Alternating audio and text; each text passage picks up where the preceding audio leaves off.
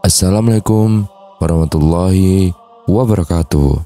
Sahabat beriman yang dirahmati Allah Subhanahu wa Ta'ala, Al-Masih Ad-Dajjal adalah seorang manusia pendusta dan penebar fitnah terbesar dalam sejarah yang diyakini akan muncul menjelang hari kiamat. Dajjal berasal dari keturunan Yahudi atau Yahuda dan merupakan salah satu tanda besar akan datangnya hari kiamat. Dalam berbagai riwayat, Dajjal nantinya akan dibunuh oleh Nabi Isa alaihissalam atas izin Allah Ta'ala. Dajjal bukanlah jin atau makhluk lain, melainkan manusia yang kehidupannya ditangguhkan seperti halnya Nabi Isa alaihissalam. Ia disebut lahir di Samira atau Samaria, sebuah wilayah kecil di Palestina yang merupakan warisan Nabi Sulaiman alaihissalam. Nama Samira sendiri dikaitkan dengan Musa Samiri, yaitu seorang tokoh dari Bani Israel yang tersesat dan membuat patung anak sapi emas yang diabadikan kisahnya di dalam Al-Quran. Menurut beberapa sumber, Dajjal lahir dari pasangan keturunan Yahuda yang selama 31 tahun tidak dikaruniai anak. Dan ketika akhirnya mereka memiliki anak tersebut menjadi sumber kesengsaraan bagi orang tuanya. Rasulullah menggambarkan ayah dan ibu Dajjal itu melewati pernikahannya selama 30 tahun tanpa melahirkan satu anak pun. Kemudian lahirlah dari mereka seorang anak laki-laki yang buta sebelah matanya.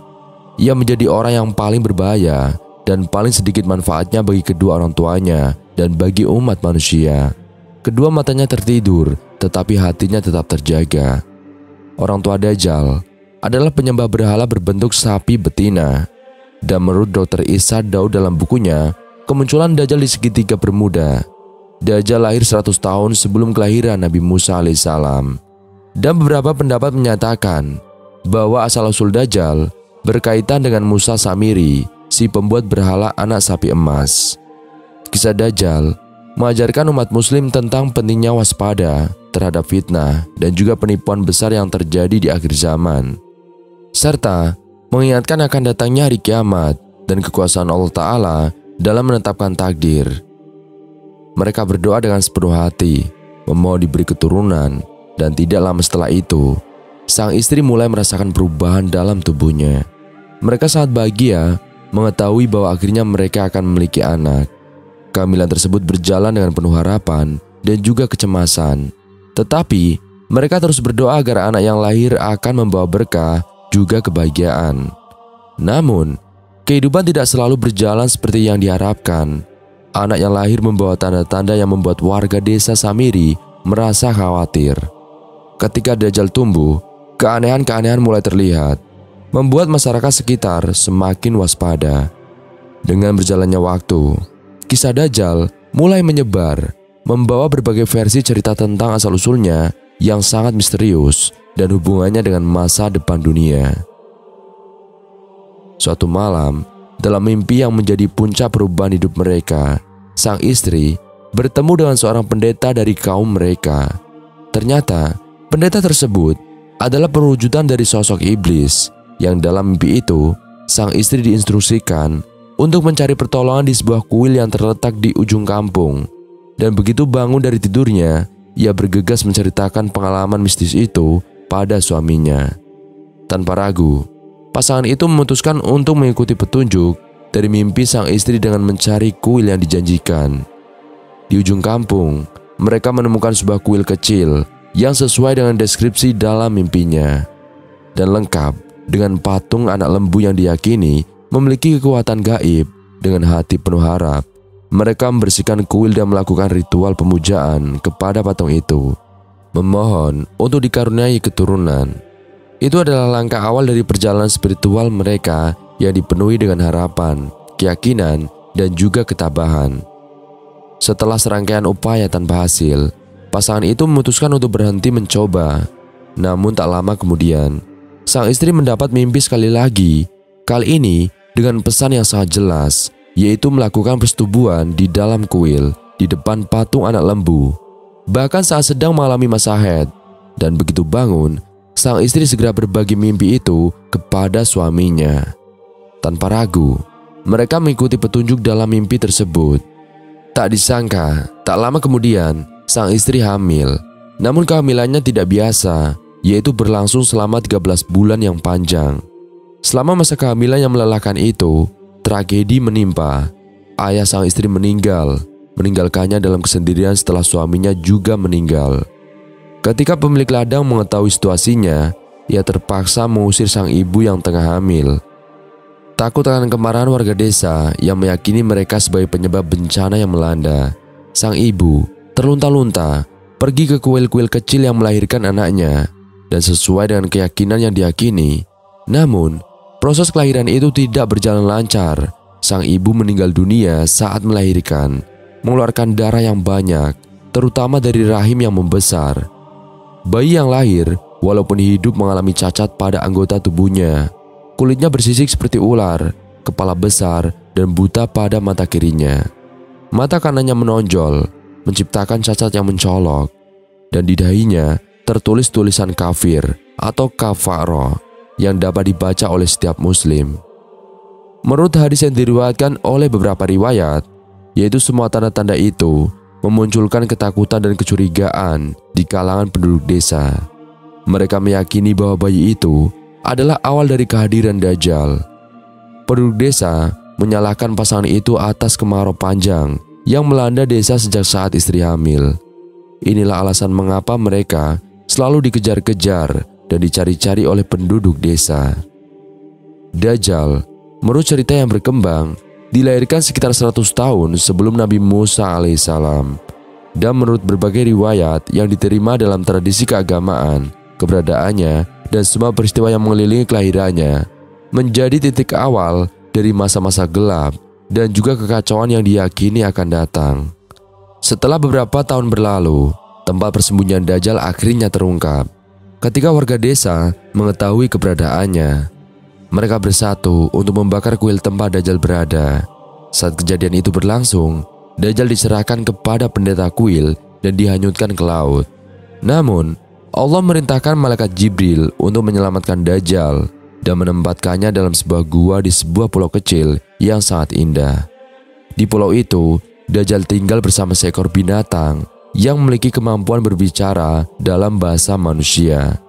Jibril merintahkan binatang itu untuk memberikan informasi tentang asal-usul Dajjal kepada siapapun yang datang, serta untuk mengajarkan prinsip-prinsip kehidupan. Binatang itu merawat Dajjal dengan penuh kasih sayang, sementara Jibril datang sesekali untuk menegur dan juga memberi nasihat. Pada suatu ketika Dajjal berusia 7 tahun, ia bangun dari tidurnya dan keluar dari gua. Dia bertemu dengan binatang yang telah merawatnya selama ini. Awalnya merasa takut, namun Dajjal kemudian merasa nyaman ketika binatang itu mulai berbicara. Binatang tersebut menjelaskan bahwa Dajjal adalah anak kecil yang diselamatkan oleh malaikat Jibril dan mengajaknya untuk mengetahui asal-usulnya. Binatang tersebut juga memberitahu Dajjal bahwa jika ia mengikuti jalan yang ditunjukkan oleh Jibril dan para nabi, ia akan menjadi individu mulia dan pemimpin besar di dunia. Namun, jika Dajjal memilih untuk mengikuti jalan iblis, ia akan menjadi pendurhaka yang mendapatkan kutukan dari makhluk di seluruh bumi. Binatang tersebut menjelaskan bahwa Dajjal memiliki potensi besar untuk menyebabkan kerusakan dan juga kejahatan yang tak tertandingi. Namun Dajjal kecil meragukan kebenaran perkataan binatang tersebut dan meminta bukti yang menegaskan kebenaran peran itu. Binatang itu kemudian membawa Dajjal ke suatu tempat di pulau dan juga menunjukkan lempengan-lempengan yang ditulisi oleh tangan Jibril. Lempengan-lempengan ini merupakan karya tulis dari malaikat Jibril dan berfungsi sebagai panduan hidup bagi mereka yang memilih jalan yang benar. Samiri diberitahu bahwa ia tidak boleh menyimpang dari pedoman yang tertera di lempengan itu, atau ia akan menjadi manusia yang melanggar aturan. Lempengan-lempengan tersebut berisi pesan-pesan penuh hikmah dan juga peringatan dari Raja Alam Semesta untuk hanya menyembah Allah dan tidak bersekutukannya. Di bagian sisi lempengan terdapat sejumlah zat atau materi yang merupakan sisa dari alat tulis yang digunakan oleh malaikat Jibril. Materi ini memiliki kekuatan yang luar biasa yang nantinya akan digunakan oleh Dajjal untuk menghidupkan kembali makhluk yang telah mati, menciptakan kekacauan di seluruh dunia. Meskipun binatang pengasuhnya mengajarkan cara-cara ritual menyembah Allah, namun Samiri selalu memberontak. Ia lebih tertarik pada pengetahuan ilmiah dan juga kehidupan di pulau itu. Dengan kecerdasannya yang luar biasa, ia berhasil menguasai berbagai ilmu pengetahuan, dibantu oleh penjelasan yang diberikan oleh pengasuhnya selama tidurnya. Namun, tanpa disadari, Samiri juga sedang dipelihara oleh iblis. Permintaan iblis kepada Allah untuk menjaga dan mendidik Samiri telah dikabulkan. Ketika iblis beralih untuk menjadi ular besar, ia memberi makan dan minuman kepada Samiri, sementara terus mendorongnya untuk beribadah kepada Allah. Namun, Samiri terus menolak. Setelah beberapa waktu, keinginan untuk kembali ke tanah leluhurnya di Palestina menggebu-gebu dalam diri Dajjal. Rasa kerinduannya membawanya kembali ke pulau tempat dia menghabiskan masa kecilnya. Ditemani oleh beberapa pembantu, ia naik kapal besar untuk memulai perjalanannya. Namun di pertengahan perjalanan, Dajjal memutuskan untuk melanjutkan perjalanan sendiri menggunakan kapal kecil. Ketika sampai di pulau itu, ia disambut oleh binatang besar yang hanya mengamati langkah-langkahnya tanpa berbicara. Dalam pikirannya, Dajjal terus memikirkan untuk mencari bahan-bahan ajaib yang menjadi warisan dari Jibril. Ia juga membawa pulang sepotong batu kecil yang berwarna-warni. Diambilnya dari batu panel tempat Jibril menuliskan wasiat-wasiatnya untuknya. Setelah itu, Dajjal melanjutkan perjalanannya hingga mencapai Palestina. Meskipun usianya sudah mencapai 100 tahun, namun ia masih tetap segar dan cerdas, tanpa merasa tua ataupun pikun. Kehilangan masa mudanya membuatnya tetap memiliki keadaan yang penuh vitalitas.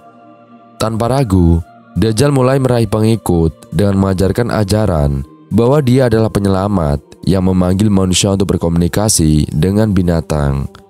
Dajjal juga mengetahui bahwa pada zaman Nabi Musa alaihissalam, Samiri pernah menjadi asistennya. Nabi Musa mendapatkan pengetahuan tentang Dajjal melalui wahyu dari malaikat Jibril. Samiri yang sangat licik tidak hanya menjalankan tugas-tugas biasa, tetapi juga sering mengintip percakapan antara Nabi Musa dan Nabi Harun alaihissalam. Ia bahkan mendengarkan percakapan Nabi Musa dengan malaikat Jibril. Dalam perjalanannya, Dajjal menjelajahi kejayaan Daud dan juga mencapai zaman Nabi Isa alaihissalam. Meskipun fisiknya tetap muda, ia telah hidup ribuan tahun, dan Dajjal yang telah mendengar tentang kedatangan Nabi Isa memutuskan untuk menyebarkan ketidakbenaran untuk menguji kebenaran status Nabi Isa sebagai penolong umat manusia dari kezaliman yang dapat menimbulkan penderitaan di akhirat. Dajjal ingin menguji kebenaran status Nabi Isa sebagai bagian dari perannya yang misterius dan penuh intrik dalam menjalani hari kiamat. Dajjal memutuskan untuk mengunjungi Isa, namun ia tidak langsung berhadapan dengan Isa. Sebaliknya, ia mengirim seorang untuk bertanya kepada Isa tentang identitasnya. Tetapi Isa tetap diam sejenak sebelum akhirnya menjawab dengan penuh hikmah, "Wahai saudaraku, sampaikan kepada orang yang mengutusmu bahwa Allah yang Maha Perkasa, penerima taubat, dan juga mengampuni dosa-dosa seluruh hambanya." Isa juga menceritakan secara rinci kisah hidup Samiri setelah menerima kabar tersebut dari utusannya. Namun, Samiri hanya merespon dengan menyatakan bahwa ia adalah seorang tukang sihir yang telah dirasuki setan-setan. Ia menolak klaim Isa sebagai nabi dengan alasan bahwa para nabi tidak memiliki pengetahuan tentangnya dan peristiwa yang terjadi. Sebaliknya, ia memilih untuk melarikan diri dan berkeliaran ke negeri-negeri yang jauh. Nabi Isa memberi peringatan kepada pengikutnya untuk berhati-hati terhadap seseorang yang akan muncul di akhir zaman, yang mengklaim sebagai penyelamat Bani Israel. Samiri menjelajahi lautan, tanah, dan udara dengan berbagai bentuk kehidupan dan makhluk hidup, menyerap pengalaman dari berbagai sumber. Meskipun terobsesi dengan pemikiran untuk menguasai dunia, ia merasa penting untuk kembali ke pulau asalnya di mana ia menghabiskan masa kecilnya. Samiri harus mengatasi rintangan yang kuat di pulau ini, merenung dalam dirinya apa tujuannya sebenarnya. Namun, saat ia menyadari bahwa ia berada di dalam keadaan tak terhindarkan, ia mengingat janji terakhir yang diberikan Allah Ta'ala melalui wahyu Jibril. Janji tersebut berbicara tentang kedatangan Nabi terakhir, yaitu Nabi Muhammad SAW, yang akan membawa cahaya kebenaran di tengah-tengah manusia yang belum mengenal tulisan. Samiri menyadari bahwa ia harus menerima kebenaran dan juga menyesuaikan diri dengan rencana Allah, karena melawan takdir hanya akan membawa penderitaan. Setelah pulih dari pingsannya, Samiri menyadari bahwa ia berada di dalam sebuah gua. Binatang itu berada di depannya, terbelenggu oleh rantai yang panjang. Samiri yang merasa terpanggil berusaha memahami pesan yang tersirat di dalam kondisinya saat ini. Karena dalam penahanan itu, ia menemukan kesempatan untuk bertobat dan juga memperbaiki diri. Sumur tempat Samiri terbelenggu tak lama sebelumnya telah menjadi saksi bisu dari pertempuran batin yang menyala di dalam dirinya. Terhimpit antara ingin bebas dan juga kenyataan tak terelakkan, ia merenung tentang pilihan-pilihan yang telah ia ambil. Namun, ia tahu bahwa saat ini adalah saatnya untuk menghadapi konsekuensi dari pembuatannya. Dalam keheningan gua, Samiri bertanya kepada binatang yang menjadi penjaganya, "Bagaimana aku bisa yakin bahwa apa yang engkau katakan adalah benar, sementara engkau tidak mencabut ilmu-ilmu dan menjauhkan dari setan-setanmu?" Samiri merasa terombang-ambing antara dorongan untuk mengambil alih takdirnya dan pengetahuan bahwa takdirnya telah ditetapkan oleh Yang Maha Kuasa. Dalam saat-saat tersebut, ia menyadari bahwa peran serta keberadaannya di dunia ini terbatas dan tak berarti di hadapan kehendak ilahi.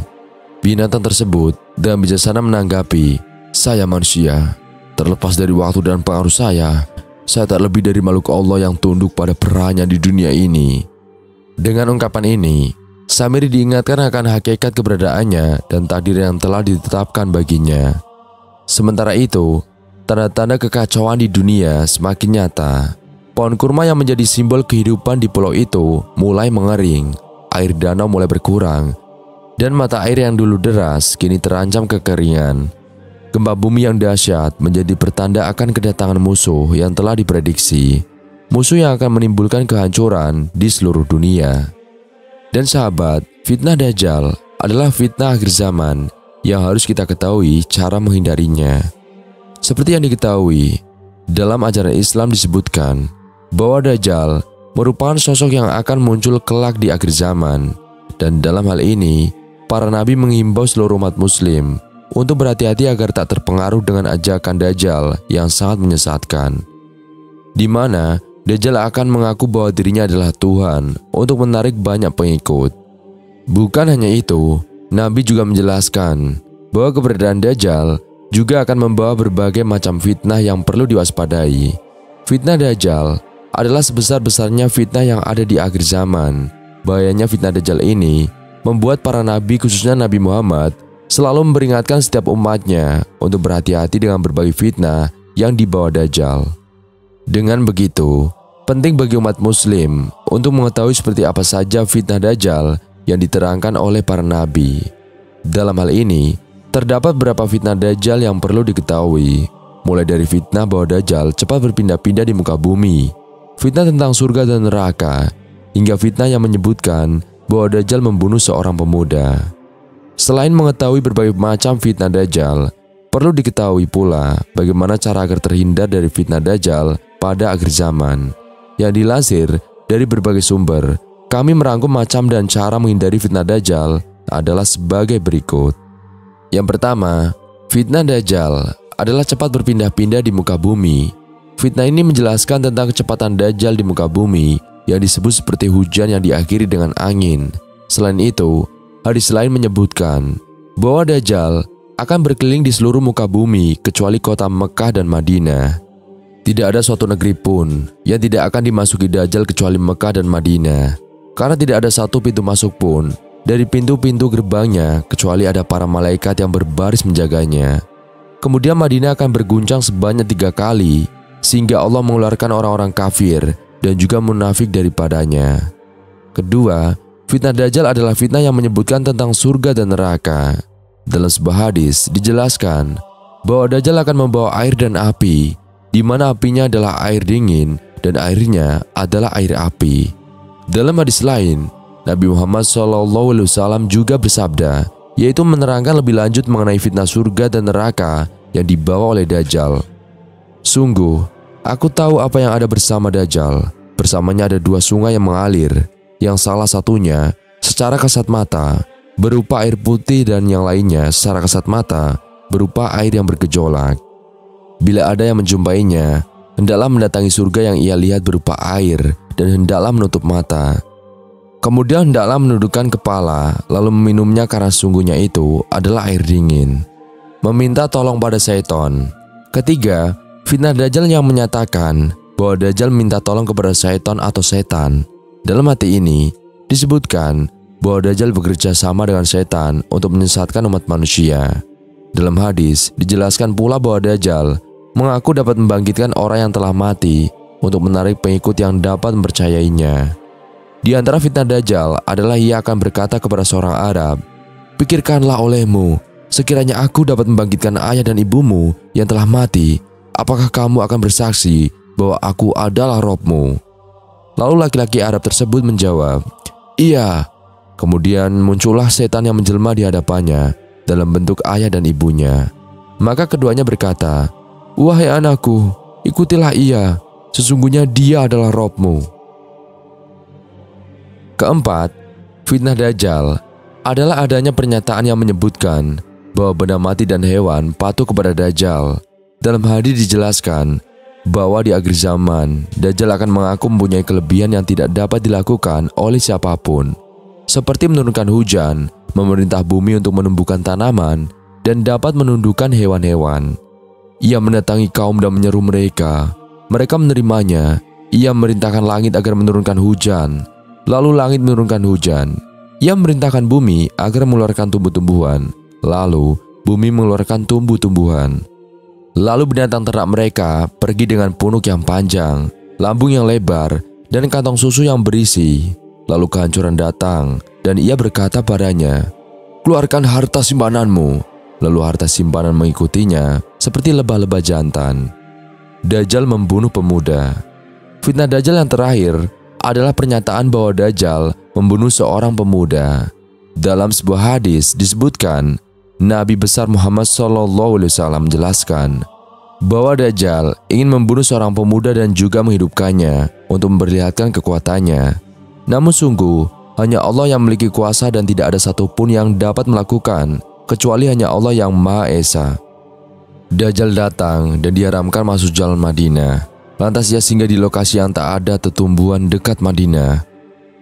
Kemudian, ada seorang yang mendatanginya yang ia adalah sebaik-baik manusia atau di antara manusia terbaik. Dia berkata, "Saya bersaksi bahwa engkau adalah Dajjal yang Rasulullah SAW telah ceritakan kepada kami." Kemudian Dajjal mengatakan, "Apa pendapat kalian jika aku membunuh orang ini, lantas aku menghidupkannya? Apakah kalian masih ragu terhadap perkara ini?" Lalu mereka menjawab, "Tidak." Maka Dajjal membunuh orang tersebut, kemudian menghidupkannya. Namun orang tersebut tiba-tiba mengatakan, "Ketahuilah bahwa hari ini kewaspadaanku terhadap diriku tidak sebesar kewaspadaanku terhadapmu." Lantas Dajjal ingin membunuh orang itu, namun ia tidak bisa lagi menguasainya. Setelah memahami bahwa berbagai fitnah Dajjal adalah seburuk-buruknya fitnah di akhir zaman, maka seluruh umat muslim perlu berhati-hati dan juga menghindari fitnah tersebut di kemudian hari. Dalam hal ini, Nabi Muhammad SAW menganjurkan beberapa amalan yang dapat melindungi dan juga menghindarkan sahabat dari fitnah Dajjal. Amalan pertama yaitu banyak membaca surat Al-Kahfi di hari Jumat. Rasulullah bersabda bahwa membaca surat Al-Kahfi di hari Jumat dapat melindungi setiap umat muslim dari fitnah Dajjal yang buruk. Bahkan disebutkan dalam sebuah hadis, barang siapa yang hafal 10 ayat pertama di dalam surat Al-Kahfi, ia akan dilindungi dari fitnah Dajjal. Dan barang siapa yang hafal penutup surat Al-Kahfi, maka ia akan menjadi cahaya baginya pada hari kiamat kelak. Selain itu, membaca surat Al-Kahfi di hari Jumat juga dapat memberikan keutamaan lainnya, seperti mendapatkan cahaya dan pengampunan dosa oleh Allah sampai hari Jumat berikutnya, mendapat perlindungan dan dijauhkan dari penyakit panas atau penyakit yang tidak bisa disembuhkan, hingga mendapatkan ketentraman hidup dari Allah Subhanahu wa Ta'ala. Di samping itu, amalan lain yang dianjurkan Nabi Muhammad SAW agar terhindar dari fitnah Dajjal adalah memperbanyak bacaan sholawat kepadanya. Dan dalam sebuah hadis, Imam Syafi'i menjelaskan bahwa Rasulullah pernah bersabda, "Perbanyaklah membaca sholawat kepadaku pada hari Jumat."